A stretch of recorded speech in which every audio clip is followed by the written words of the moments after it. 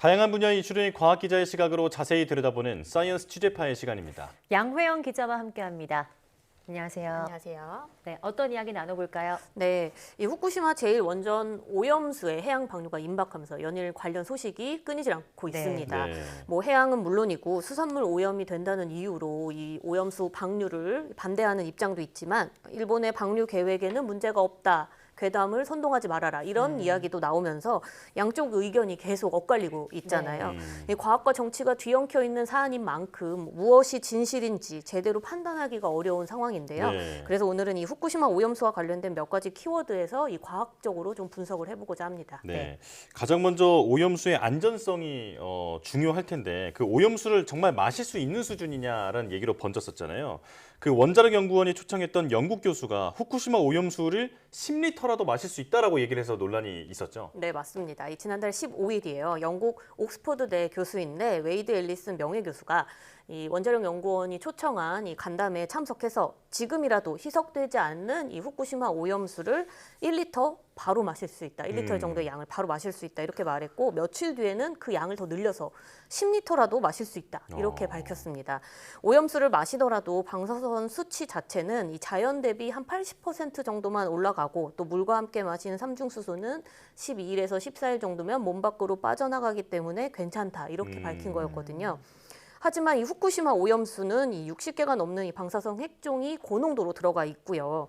이 다핵종 제거 설비인 알프스를 처리한다고 해도 이 방사능 수치가 리터당 62만 베크렐 정도 높은 수준을 아주 유지하고 있습니다. 네. 그래서 이거를 다시 바닷물에 희석해서 방류하겠다는 거기 때문에 이 알프스를 처리한 뒤에도 사실 고농도를 유지하고 있는데 우리가 이 먹는 물에 기준이 있어요. WHO가 정한 이 권고 기준이 있는데 이때 먹는 물의 삼중수소의 농도는 1만 베크렐입니다. 네. 여기에 60배가 넘는 수준이 이 오염수, 처리된 오염수에 있는 거죠. 그러네요. 물론 앨리스 교수의 말대로 당장 1리터를 마신다고 해서 지금 당장 뭐 탈이 나거나 네. 바로 죽는다거나 이러진 않습니다. 하지만 먹어도 된다, 안전하다 이렇게 말하는 건 과학적으로 잘못된 내용이거든요. 결국 이 앨리슨 교수를 초청했던 원자력 연구원 역시 이 앨리슨 교수의 말은 본인들의 입장이 아니다. 그리고 희석 전 오염수는 식수로 적합하지 않다는 내용의 공식 입장을 보름 정도 지나고 나서야 내놓았습니다. 네. 네, 그런데 또 앨리슨 교수에 이어서 얼마 전 충북대 약대 교수가 처리된 오염수를 가져오면 바로 마실 수 있다는 글을 또 올렸다고 합니다. 이것도 뭐 오염수가 안전하다고 이야기한 걸까요? 네, 뭐 그렇다고 볼 수 있죠. 이 글을 올린 사람을 우선 먼저 살펴보면 충북대 약대 박일영 교수입니다. 네. 이 30년 가까이 대학에서 방사성 의약품을 공부하고 또 강의를 한 전문가라고 할 수 있죠. 이 글을 올렸는데 이 글의 제목이 나는 처리된 후쿠시마 오염수를 가져오면 방류 농도로 희석해서 마시겠다입니다. 그러니까 바닷물에 희석한 농도로는 마실 수 있다라는 뜻이겠죠. 네. 제목 자체가 좀 그러네요. 자극적이었어요. 네. 네. 이 글을 쓴 이유도 이 글에 같이 함께 밝혔는데 방류를 막을 실질적 수단이 없는 상황에서 이 과학과 동떨어진 주관적인 견해들이 국민의 공포를 키우고 있다 이렇게 밝혔습니다. 이 박 교수가 올린 글의 내용은 총 A4 8장 분량 정도였어요. 이 자연 방사선과 방사선 허용 기준 등 이런 내용들이 언급된 이후에 후쿠시마 오염수의 삼중수소 방사선량 그리고 이 물을 만약에 사람이 마시면 어떻게 될지 등에 대한 여러 가지 참고 문헌을 들어서 자신의 주장을 길게 나열한 글이었습니다. 네. 박 교수의 주장을 살펴보면 일본이 만약에 자신들이 계획한 대로 희석한 오염수를 내놓는다면 그 농도는 1리터에 1,500 베크렐입니다. 이 물을 만약에 마신 뒤에 내 몸에 방사선이 어떻게 영향을 주는지를 알 수 있는 시료 설량이라는 게 있는데 그 시료 설량을 계산을 해보면 0.000027 밀리시버트입니다. 그러니까 이거는 이렇게 뭐 숫자로 하면 굉장히 우선 적은 걸 알 수 있고 이거를 이제 우리가 알 수 있는 양으로 좀 다시 환산을 해보면요. 네. 우리가 바나나 한 개를 먹을 때도 이 방사선에 어느 정도 피폭이 되는데 이때 시료 설량의 한 4분의 1 수준이다. 라고 계산을 했거든요. 그러니까 희석된 오염수는 마셔도 안전하다 이런 주장을 한 거죠. 그렇군요. 근데 두 전문가가 이렇게까지 얘기를 하니까 이제 궁금해지는데 정말로 오염수를 마셔도 괜찮은 걸까요?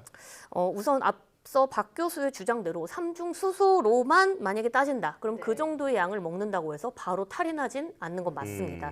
하지만 물론 이것도 아주 오랜 시간, 오랜 세월 동안 우리가 반복적으로 노출이 된다면 분명히 좋지 않고 얼마나 나쁜 영향을 미칠지는 아직은 모르겠죠. 네. 문제의 본질은 이 삼중수소의 농도만 가지고 인체에 영향이 있냐 없냐가 아니라 이 일본이 이제 방류하고자 하는 그 오염수에는 삼중수소 이외에도 인체에 해를 끼칠 수 있는 수십 가지의 방사성 물질이 녹아들어 있을 수 있다는 점입니다. 네.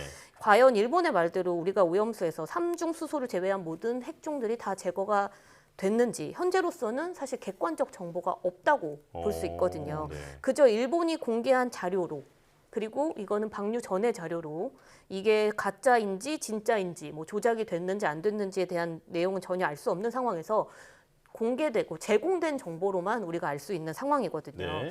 어디까지나 일본이 주장한 대로 혹은 계획한 대로 이루어진다는 가정하에 두 전문가들도 이 오염수가 안전하다 이렇게 말하는 것뿐이지 이 뭐 실제로 확인이 됐다 이렇게 볼 수는 없는 겁니다. 네.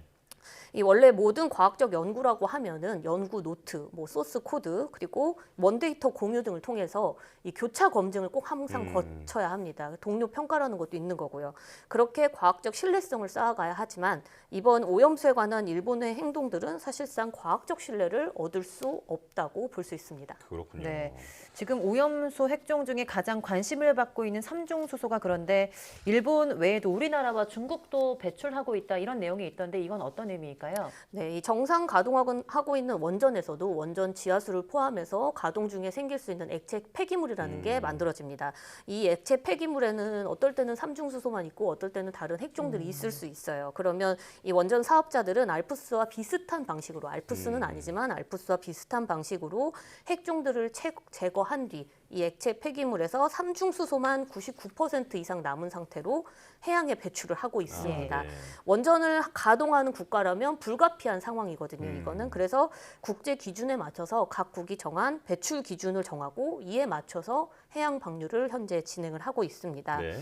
그래서 각국의 이 삼중수소 배출 총량을 좀 살펴보면요.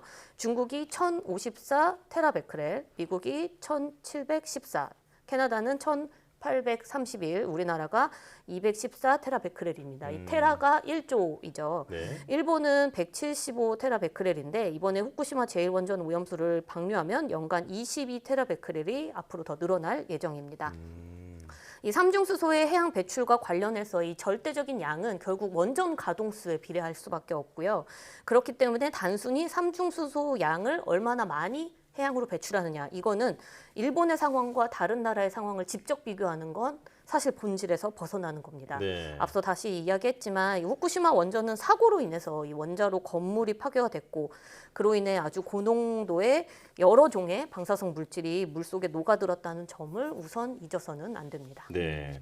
자, 그렇다면 만약에 기준에 맞춰서 해양 방류하는 게 안전하다라고 봤을 때 이 삼중수소가 우리 몸에 들어왔을 때는 어떻게 된다는 건가요? 네, 이 삼중수소 자체가 무조건 안전하다. 이것도 100% 확신을 할 수는 없는 상황입니다.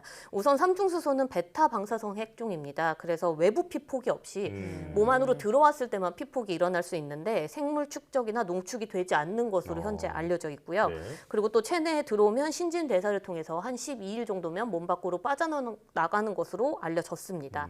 이렇게만 들으면 삼중수소가 체내에는 전혀 영향을 안 미칠 것 같죠. 네. 하지만 일부 삼중수소가 체내에서 유기물로 치환될 가능성이 있습니다. 어. 그렇게 됐을 경우에는 DNA 파괴와 같은 문제들이 생길 수는 있지만 이 부분에 대해서는 아직 위험성을 판단할 기준조차 없다는 게 문제라고 볼 수 있습니다.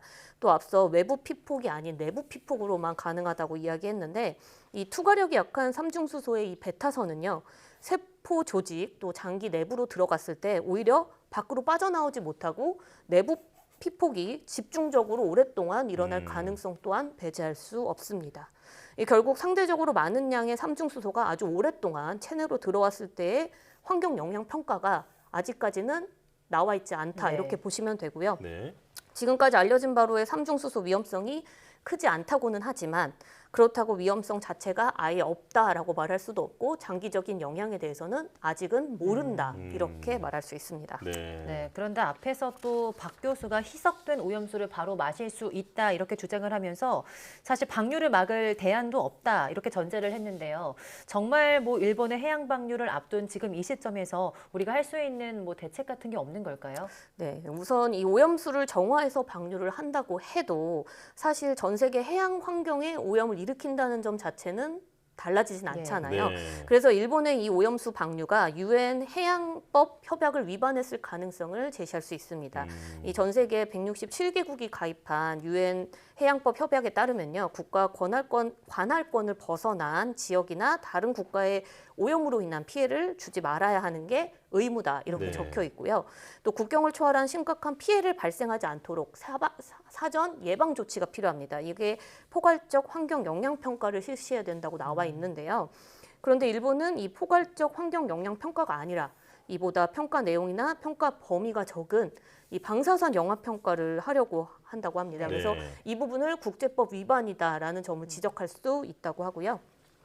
특히 일본의 이 오염수 방류에 대한 대응은 사실 일본 한 건에 대한 문제가 아닙니다.